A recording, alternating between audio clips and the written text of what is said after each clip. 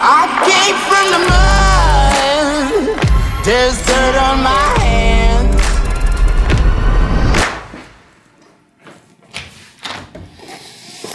Forget everything you just saw. That house is no longer available. We are under contract, knock on wood, closing very, very soon. So that leads me to talk to you about marketing, how we market, why we market the way we do. And there is no LLA marketing without Robert Gertler. So let's go meet him.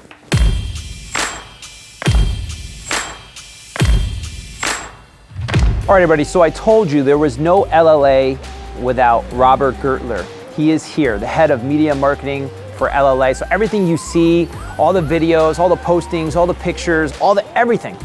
He's a magician, he's amazing. This is him. And Rob and I have known each other for a very long time, basically kindergarten. Grew up together, same school. After high school, we kind of went our separate ways. You went down to New York City. I went up to Southern Connecticut to swim. And that's kind of what happened. And then we were both living our lives, and then we met up together as my real estate career was starting. I went back to our hometown in New Paltz. Right. And I think I met you at the place that you had like you had an office in town. I did.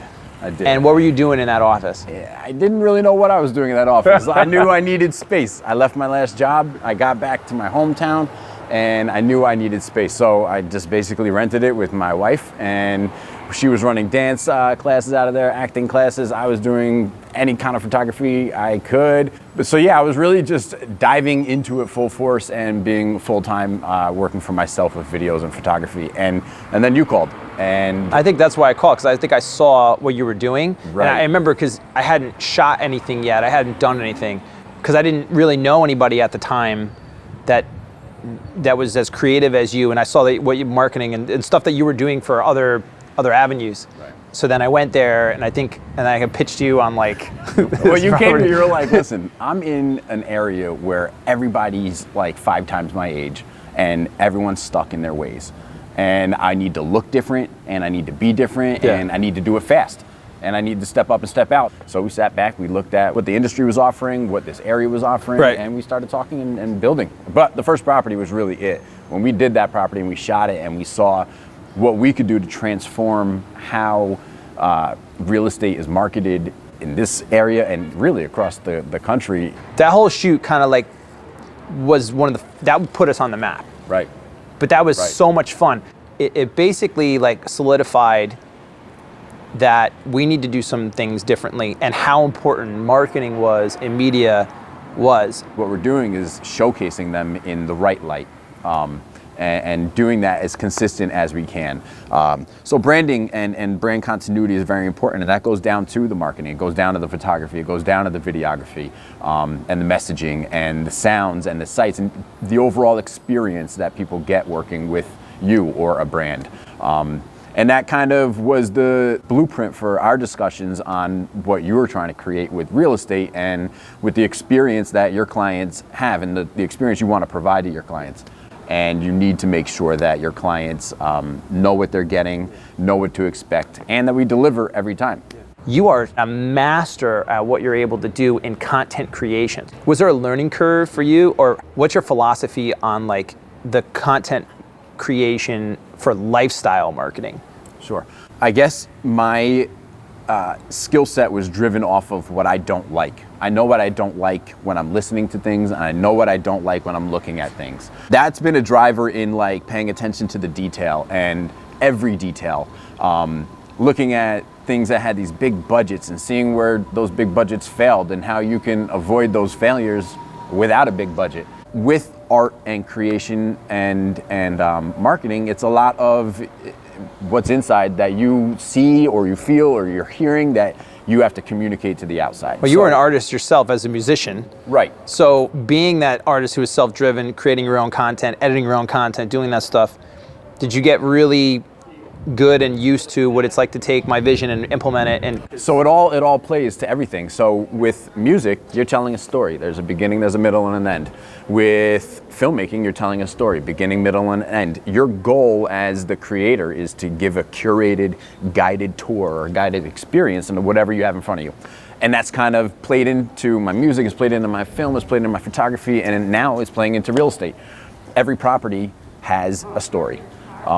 And really what we're doing is connecting emotion to real estate. We're bringing that back to it because there's a lot of emotion in real estate, especially for the buyers and sellers. Right.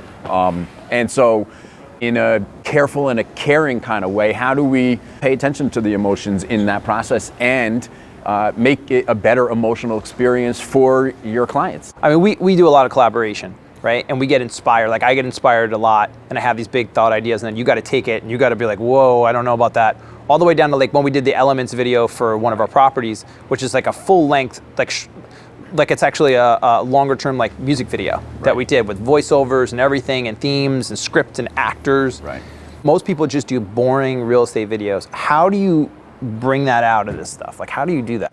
I think working well within your limitations and knowing how far you can go has actually challenged me to not put out something boring and slow and sloppy because of what I have. It's forced me to be extra creative and think, okay, well, I've only got this, but how can I do it different than the last person? Right. And so I think that's kind of pushed us into a new creative space with real estate, which has been really exciting. Us being two guys that came from a small town in upstate New York, and now we're working on marketing, shooting, and selling $10 million properties and some of the most luxurious properties anywhere. Coming from a place where we never saw that to being and working in that every single day, it's really an unbelievable powerhouse that was all started from humble beginnings and does it with this disruptive mindset to be completely different without fear, and it has a vision to go bigger. And we started from that freelance mentality, that hunger that we still have. I'm so excited for the journey forward and how much more we have out there. And usually I'm hopping around and I have, you know, all this crazy stuff that you film and that you post on there. But is there anything you want to say to the audience? Because I want to definitely get you on more, but he doesn't want to go on a lot of these episodes. So last episode. So, no, it's not. We'll get him back on again. But is there anything else you want to say to the people out there of the vlog land on YouTube world? Keep up if you can. This guy's moving fast, and I'm trying to keep up with him. Look Wolf and Shepard right in the eye and tell them what life is like for me not being sponsored at this moment. It just sponsored Gronkowski. But I'm more worried about my sponsorship deal at this point now that I'm a recurring character on the podcast. Or the vlog, excuse me. What are we doing? Tell them. Wolf and Shepard, I need a pair of shoes. We can get rid of this guy. 2 seconds.